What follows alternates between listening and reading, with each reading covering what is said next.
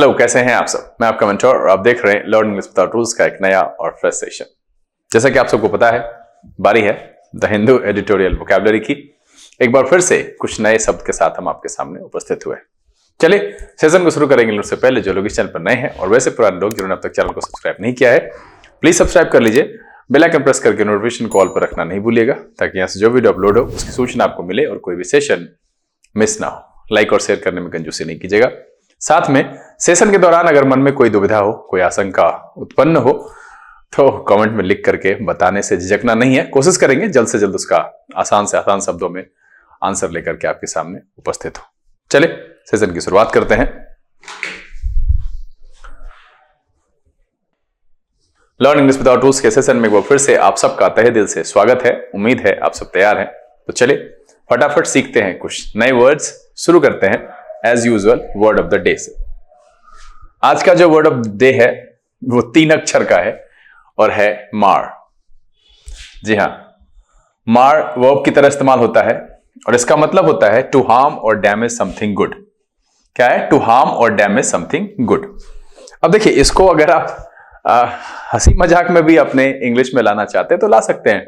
किसी अच्छी चीज को खराब करना, हानि पहुंचाना, बिगाड़ देना, खराब करना, विकृत करना, उस अर्थ में हम मार का प्रयोग करते हैं। तो आप इसको अपने डेली यूज में करो। ये शब्द भूलने वाला है ही नहीं। मैं वर्ड ऑफ द डे में ऐसा रख रहा हूं जो बहुत कॉमन है, और भाई एडिटोरियल में आया हुआ वर्ड है तो आप ये समझ ही सकते हो कि इंपॉर्टेंट है। इंपॉर्टेंट नहीं है ऐसा हो ही नहीं सकता है। सेशन में जितने भी वर्ड्स मैं लेकर के आ रहा हूं सब एग्जामिनेशन के पॉइंट ऑफ व्यू से इंपॉर्टेंट है, इंग्लिश के लेवल के हिसाब से अच्छा है, और अगर आप इंग्लिश में बेहतर करना चाहते हो तो इससे अच्छा उपाय मुझे नहीं लगता है कि कुछ है। हाँ, मैं पागल नहीं हूं। मैं आपको ये नहीं कहूंगा कि आपको 15 में 15 याद होना चाहिए, बट आपको एफर्ट और अटेम्प्ट सारे वर्ड्स पर करने हैं और कोशिश ये करना है कि 10 कम से कम प्रत्येक दिन याद हो। और एक रूटीन बना करके मेरे साथ चलो कि जैसे ये वीडियो अपलोड होता है उसी टाइम पर उसको लिख लेना है, और सुबह उसको उठते के साथ जब आप पढ़ने बैठते हो तो पहला काम है कि उसको रिवीजन करके आगे बढ़े।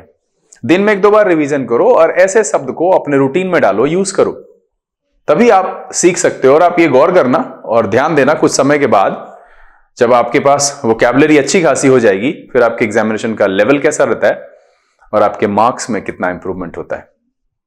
बाद में थैंक यू कह लेना। बस अभी साथ साथ में मेहनत कर लो। बाकी सारे एपिसोड्स भी आ रहे हैं। अब दिन में 11 बजे के आसपास में कोशिश करूंगा कि जो और सारे एपिसोड्स है, क्लोज टेस्ट है, एरर स्पॉटिंग का प्रीवियस ईयर है, वन वर्ड सब्स्टिट्यूशन है, इडियम्स एंड फ्रेजेस है, इन सब एपिसोड्स को वहां पर अपलोड करूं। तो नजर बनाए रखिएगा चैनल पर, और वीडियोस है उसको बनाइए, फायदा करेगा। साथ में बहुत जल्द ग्रामर के सेक्शन शुरू करेंगे और लाइव भी आएंगे हम। तो चलिए, यहां पर जो वर्ड ऑफ द डे है वो है मार। वर्ब की तरह इस्तेमाल होता है, मतलब है टू हार्म और डैमेज समथिंग गुड। खराब करना, क्षति पहुंचाना, बिगाड़ देना। सिनोनिम की बात करें, spoil, ruin, deface and scar. क्या हो जाएगा? Spoil, ruin, deface and scar. एक अर्थ में मार के सिनोनिम के तौर पर इस्तेमाल करेंगे। एंटोनिम की बात करें, इनहैंस, इंप्रूव एंड हील। क्या हो जाएगा? Enhance, improve and heal. एक अर्थ में मार के एंटोनिम के तौर पर हम इस्तेमाल कर सकते हैं। एग्जाम्पल देख लेते हैं। The celebrations were marred by the drunken fight. क्या है? The celebrations were marred by the drunken fight. यहां पर जो आज का वर्ड ऑफ द डे है मार, इसको बहुत ही आसानी से आप अपने डेली रूटीन में इस्तेमाल कर सकते हो, क्योंकि टू हार्म और डैमेज समथिंग गुड, इसमें हम बहुत सारे सिचुएशन में पढ़ते हैं जहां पर हम बात करते हैं डैमेज का यूज करके, हार्म का यूज करके। तो उस जगह पर आप इस शब्द को यूज कर सकते हो। चलिए सेशन में बढ़ते हैं। पहला शब्द, आज का जो पहला शब्द है वो है इंटेम्परेट। इंटेम्परेट एडजेक्टिव की तरह इस्तेमाल होता है और इसका मतलब होता है शोइंग एंगर और violence that is too extreme and not well controlled. मतलब है असंयमी या असंयमित होने के लिए। शोइंग एंगर और violence that is too extreme and not well controlled, इस अर्थ में हम इंटेम्परेट का इस्तेमाल करते हैं। सिनोनिम की बात करें, रैम्पेंट, अनब्राइडल्ड एंड रेबेलियस। क्या हो जाएगा? Rampant, unbridled and rebellious. एक अर्थ में इंटेम्परेट के सिनोनिम के तौर पर इस्तेमाल कर सकते हैं। एंटोनिम की बात करें, कंट्रोल्ड, टेम्परेट एंड हैम्पर्ड। क्या हो जाएगा? Controlled, temperate and hampered. एक अर्थ में इंटेम्परेट के एंटोनिम के तौर पर हम इस्तेमाल कर सकते हैं। ये जो पहला शब्द है आज के सेशन का, इस पेज पर पहला, इंटेम्परेट एडजेक्टिव की तरह इस्तेमाल होता है शोइंग एंगर और violence that is too extreme and not well controlled. मतलब है कि एंगर है, वायलेंस है और बहुत ज्यादा एक्सट्रीम है और जो कंट्रोल्ड नहीं है, असंयमित है, असंयमी व्यवहार कह सकते हैं, एडजेक्टिव यहां पर है ये। तो इसको इसके बाद नाउन ऐड करके इसको इस्तेमाल कर सकते हैं। इनटेम्परेट को सिनोनिम है रैम्पेंट, अनब्राइडल्ड, रेबेलियस। एंटोनिम है कंट्रोल्ड, टेम्परेट एंड हैम्पर्ड। चलिए एग्जांपल देख लेते हैं। The governor said he would not be provoked into intemperate action. क्या है? The governor said he would not be provoked into intemperate action. चलिए अगला जो शब्द है वो है इंस्टिगेट। इंस्टिगेट भी वर्ब की तरह इस्तेमाल होता है और इसका मतलब है to make something start to happen, मतलब है इनिशिएट करने के सेंस में। To make something start to happen या फिर टू कॉज एन इवेंट और situation to happen by making a set of actions और फॉर्मल प्रोसेस बिगिन, मतलब है सह देना। इस अर्थ में भी इस्तेमाल होता है। इसका दूसरा मीनिंग उकसाना, भड़काना, उत्तेजित करना, मतलब कुछ भी ऐसा प्रोवोकेटिव कर देना जिससे कुछ शुरू हो जाए। प्रोवोक करने के सेंस में भी हम इंस्टिगेट का इस्तेमाल करते हैं। मैंने एक साधारण सा मीनिंग लिया है, इनिशिएट करने, सह देने के अर्थ में कि to make something start to happen और टू कॉज एन इवेंट और situation to happen by making a set of actions और फॉर्मल प्रोसेस बिगिन। इस अर्थ में यहां पर उकसाना, भड़काना, सह देना, शुरुआत करना, इनिशिएट करना, इंस्टिगेट को इन जो है डिफरेंट मीनिंग के तौर पर हम इस्तेमाल कर सकते हैं। सिनोनिम की बात करें, इंसाइड, इंसाइट, एनकरेज, प्रोवोक। क्या हो जाएगा? इंसाइट, एनकरेज एंड प्रोवोक एक अर्थ में इंस्टिगेट के सिनोनिम के तौर पर इस्तेमाल करेंगे। एंटोनिम की बात करें, डिसुएड, रिस्ट्रेन एंड रेगुलेट। क्या हो जाएगा? डिसुएड, रिस्ट्रेन एंड रेगुलेट एक अर्थ में इंस्टिगेट के एंटोनिम के तौर पर हम इस्तेमाल कर सकते हैं।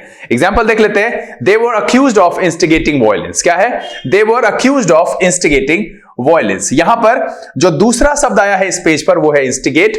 ये होता है to make something start to happen और कॉज एन इवेंट टू और situation to happen by making a set of actions और फॉर्म ऑफ प्रोसेस बिगिन। यहां पर बुरा भी हो सकता है और अच्छा भी हो सकता है। किसी भी चीज को इनिशिएट करना तो वो प्रोवोकेटिव भी हो सकता है और नॉर्मल इनिशिएशन भी हो सकता है। दोनों अर्थ में सह देना, इनिशिएट करना, उकसाना, भड़काना, इस अर्थ में भी हम इंस्टिगेट को रख सकते हैं।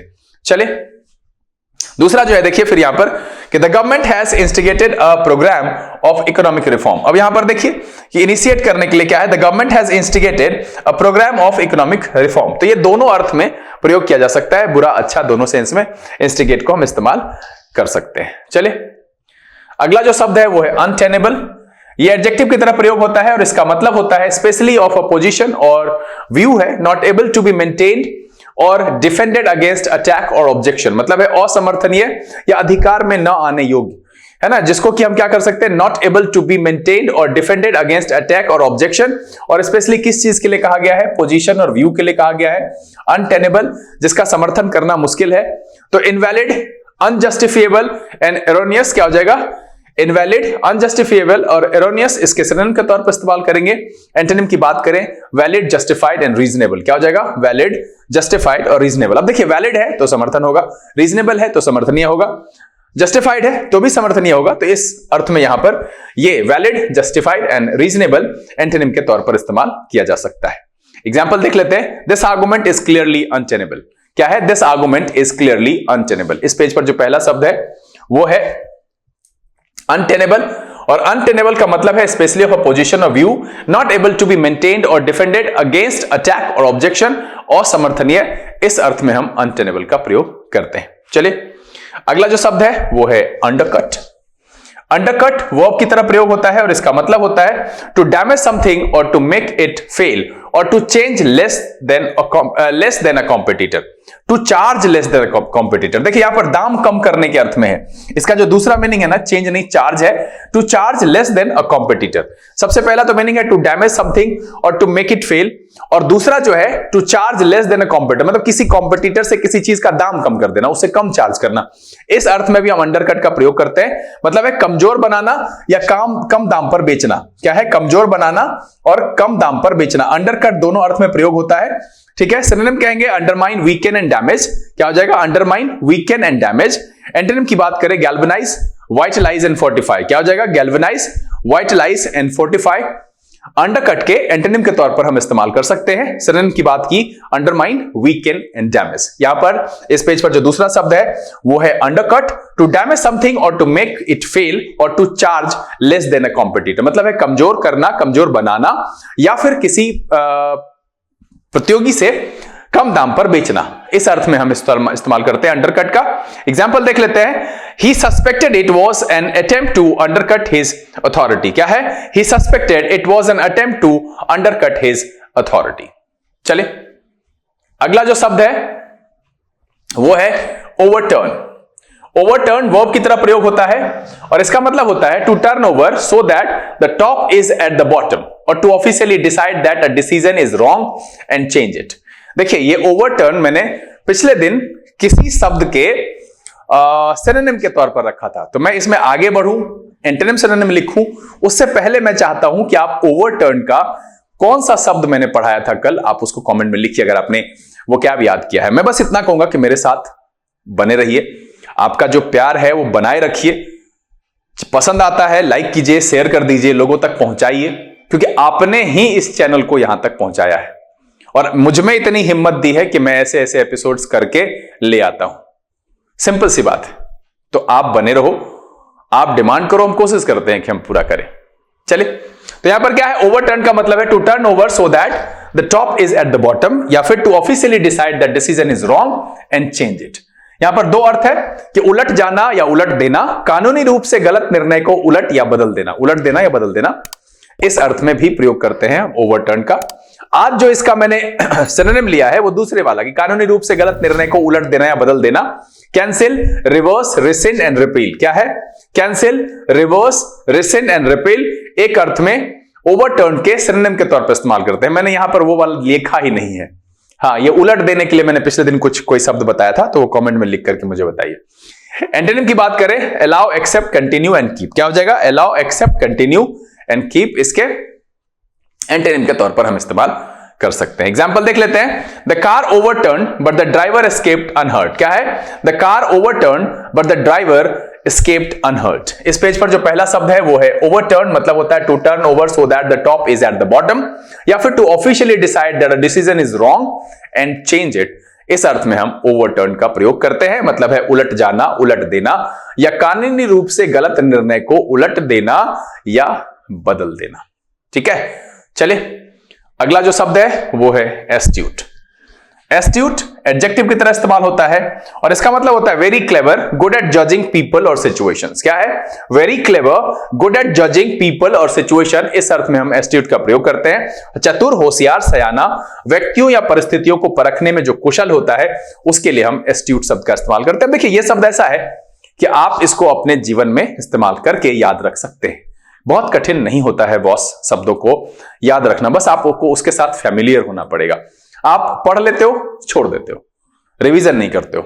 जैसे अब आज 21 तारीख का कर रहे हैं, तो आज आपकी ड्यूटी है कि इसको कंप्लीट करें, कल जब इसको पढ़ेंगे तो 20 का भी रिवीजन कर लेंगे, और फिर किसी दिन मौका मिलेगा 19 का रिवीजन कर लेंगे। तो एक नजर डालते रहना, रिवीजन करने में 15 वर्ड में कितना समय लगेगा? 5 से 10 मिनट।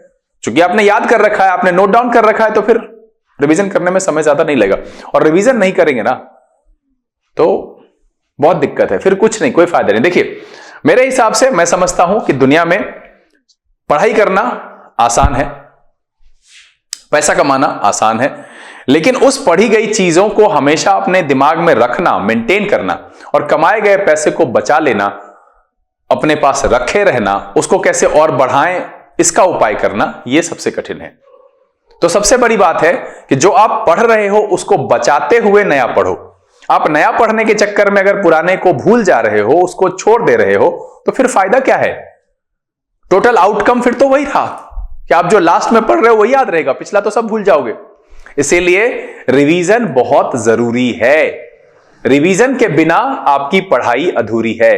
तो ध्यान दीजिएगा, आज पढ़ रहे हैं 21, तो 20 का रिवीजन, 19 का रिवीजन करना आपका काम है। तो एस्ट्यूट का मतलब होता है very clever, good at judging people और सिचुएशन, मतलब है चतुर, होशियार, सयाना, व्यक्तियों या परिस्थितियों को परखने में कुशल, इस अर्थ में हम एस्ट्यूट का प्रयोग करते हैं। सिनोनिम की बात करें, श्रूड, इंजीनियस एंड ब्रिलियंट। क्या हो जाएगा? श्रूड, इंजीनियस एंड ब्रिलियंट एक अर्थ में एस्ट्यूट के सिनोनिम के तौर पर इस्तेमाल करेंगे। एंटोनिम की बात करें, स्टूपिड, नाइव एंड गलिबल। क्या हो जाएगा? स्टूपिड, नाइव एंड गलिबल एक अर्थ में एस्ट्यूट के एंटोनिम के तौर पर हम इस्तेमाल कर सकते हैं। इस पेज पर जो दूसरा शब्द है वो है एस्ट्यूट, मतलब होता है very clever, good at judging people और सिचुएशन, मतलब है चतुर, होशियार, सयाना, व्यक्तियों या परिस्थितियों को परखने में कुशल। इस अर्थ में हम एस्ट्यूट का प्रयोग करते हैं। एग्जाम्पल देख लेते हैं। She was astute enough to realise that what Rohan wanted was her money. She was astute enough to realise that what Rohan wanted was her money. इस पेज पर जो दूसरा शब्द है वो है एस्ट्यूट।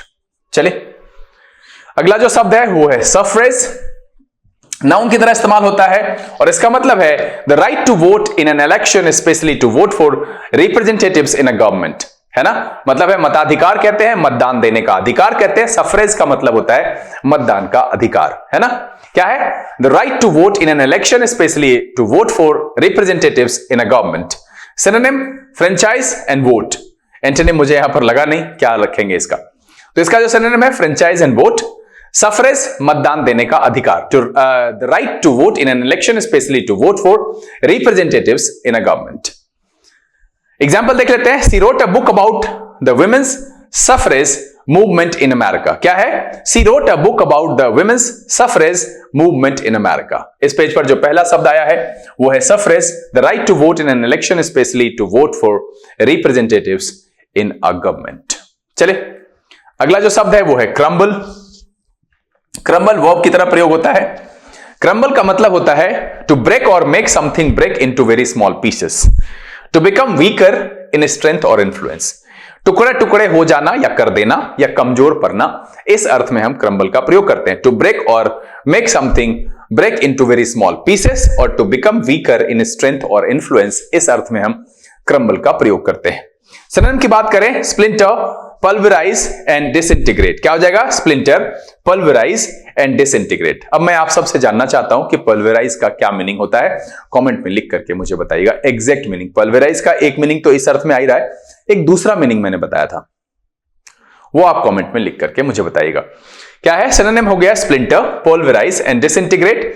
एंटोनिम की बात करें, इंप्रूव, बेटर एंड एमेलियोरेट। क्या हो जाएगा? इंप्रूव, बेटर एंड एमेलियोरेट एक अर्थ में क्रम्बल के एंटोनिम के तौर पर इस्तेमाल किया जा सकता है।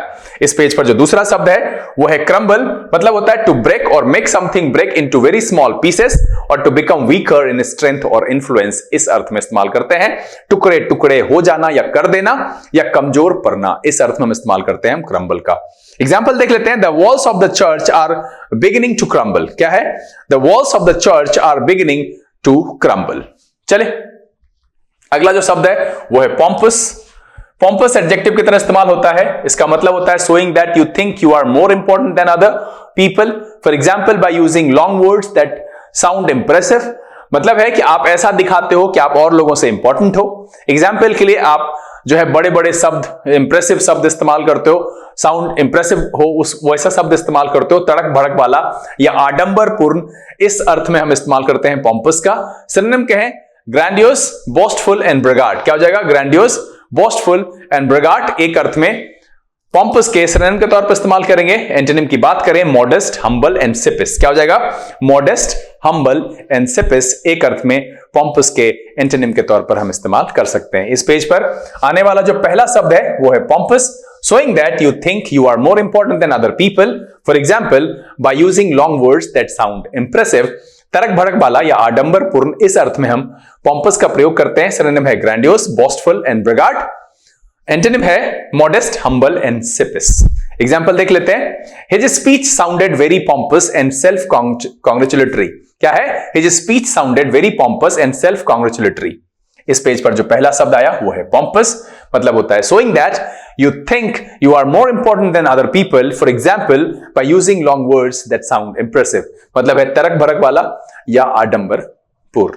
चलिए अगला जो शब्द है वो है डेसिमेट।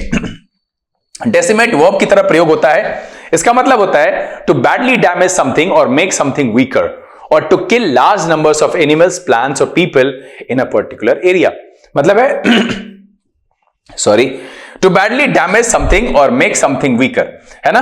समाप्त करना, बड़ी संख्या में मारना, नुकसान पहुंचाना या बहुत कम कर देना, इस अर्थ में हम डेसिमेट का प्रयोग करते हैं, है ना। टू बैडली डैमेज समथिंग और मेक समथिंग वीकर और to kill large numbers of animals, plants और people in a particular area.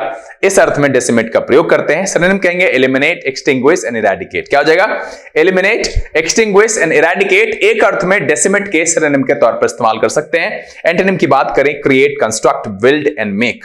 क्या हो जाएगा? Create, construct, build and make decimate के एंटोनिम के तौर पर प्रयोग किया सकता है, क्योंकि इसका मतलब है समाप्त कर देना, बड़ी संख्या में मारना, नुकसान पहुंचाना, बहुत कम कर देना।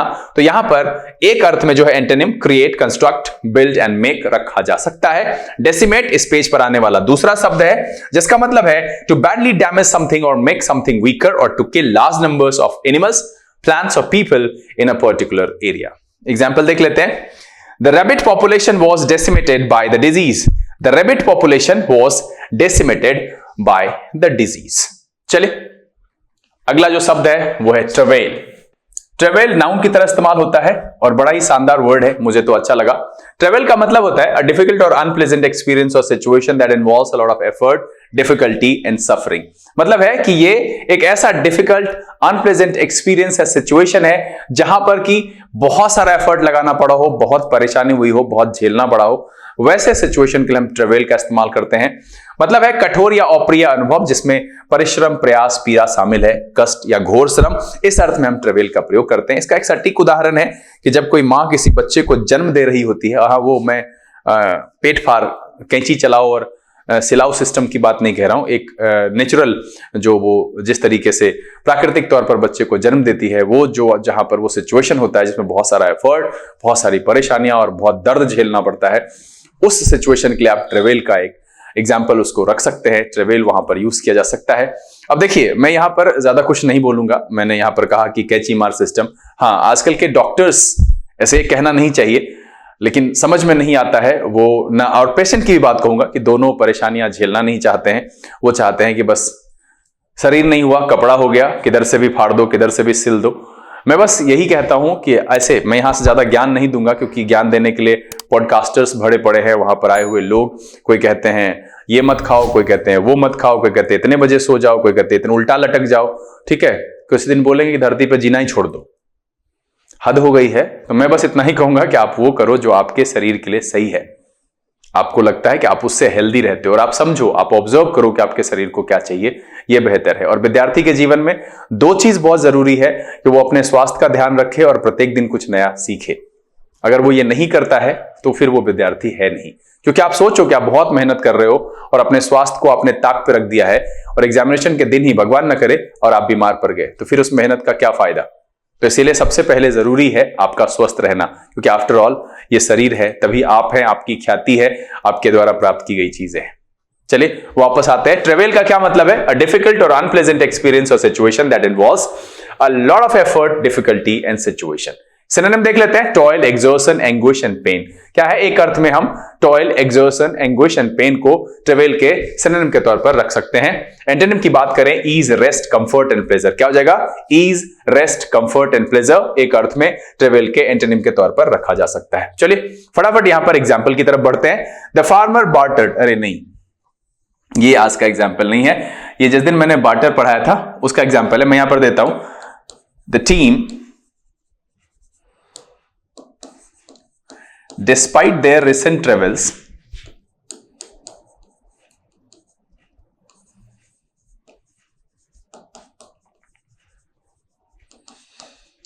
are still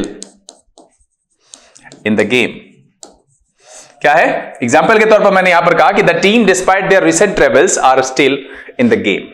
यहां पर जो पहला शब्द आया है वो है ट्रेवल, मतलब होता है डिफिकल्ट और अनप्लेजेंट एक्सपीरियंस और situation that involves a lot of effort, difficulty and suffering.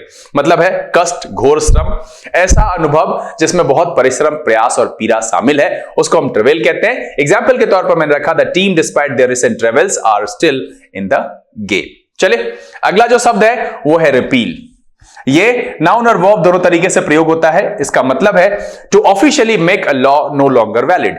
Repeal का मतलब होता है to officially make a law no longer valid, मतलब किसी कानून को औपचारिक रूप से रद्द कर देना, कानूनी तौर पर निरसन, इस अर्थ में हम रिपील का प्रयोग करते हैं। सिनोनिम की बात करें, रिवोक, रिशिन एंड इनवैलिडेट। क्या हो जाएगा? रिवोक, rescind एंड invalidate एक अर्थ में रिपील के सिनोनिम के तौर पर इस्तेमाल किया जा सकता है। इस पेज पर आने वाला दूसरा शब्द है रिपील, मतलब होता है to officially make a law no longer valid, किसी कानून को औपचारिक रूप से रद्द करना। इस अर्थ में हम रिपील का प्रयोग करते हैं।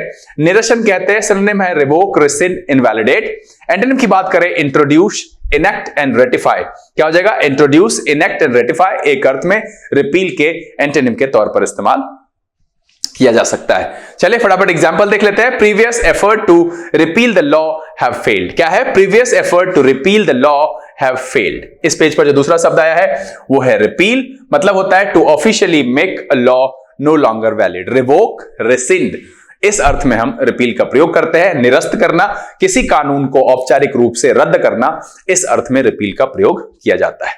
चलिए अगला जो शब्द है वो है विगल। विगल नाउन और वर्ब दोनों तरीके से प्रयोग होता है। इसका मतलब होता है to move up and down और to from side to side with small quick movements to make something do this.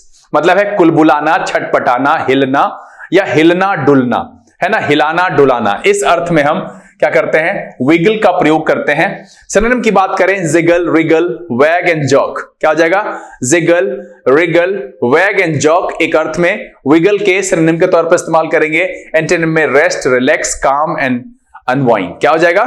Rest, relax, calm and unwind एक अर्थ में विगल के एंटोनिम के तौर पर इस्तेमाल किया जा सकता है। सिनोनिम क्या है? Jiggle, wriggle, wag and jog. Antonym है rest, relax, calm and unwind. चलिए एग्जांपल देख लेते हैं। You have to wiggle your hips in the time to the music. क्या है? You have to wiggle your hips in the time to the music. इस page पर जो पहला शब्द आया है वो है विगल, मतलब होता है to move up and down and और from side to side with small quick movements, या फिर to make something do this.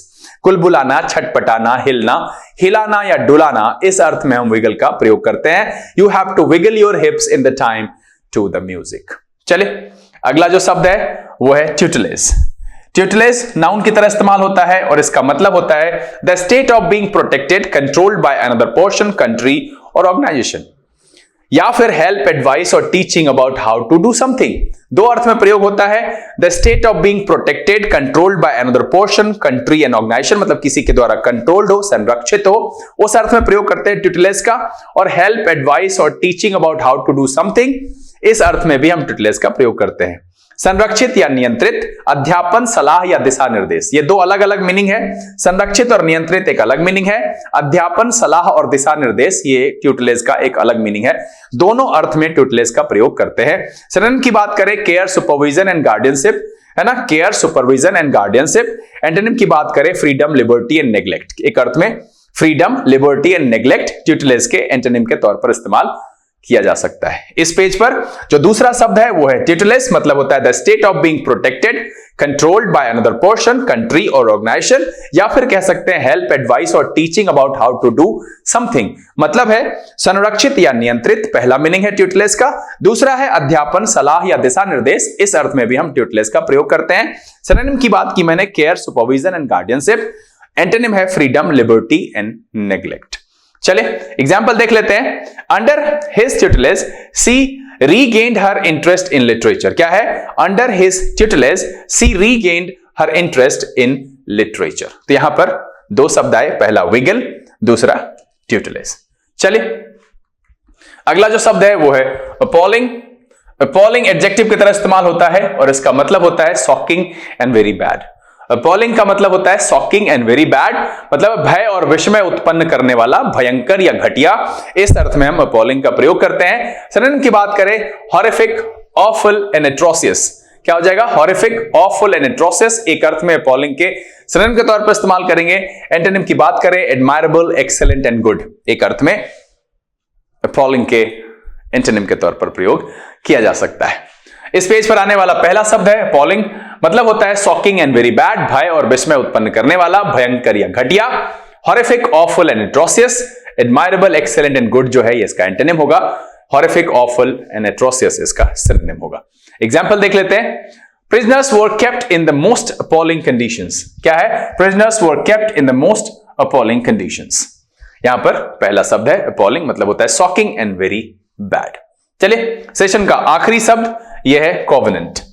Covenant noun और वर्ब दोनों तरीके से प्रयोग होता है। इन कॉवेनेंट का मतलब होता है फॉर्मल एग्रीमेंट और प्रॉमिस बिटवीन टू और मोर पीपल और to make a formal agreement और प्रॉमिस, है ना। चूंकि नाउन और वर्ब है, दोनों मीनिंग यहां पर है। फॉर्मल एग्रीमेंट और प्रॉमिस, वो जो प्रॉमिस होता है उसको कॉवेनेंट कहते हैं, या प्रॉमिस करना, एग्रीमेंट करना, उसको भी हम कॉवेनेंट कहेंगे।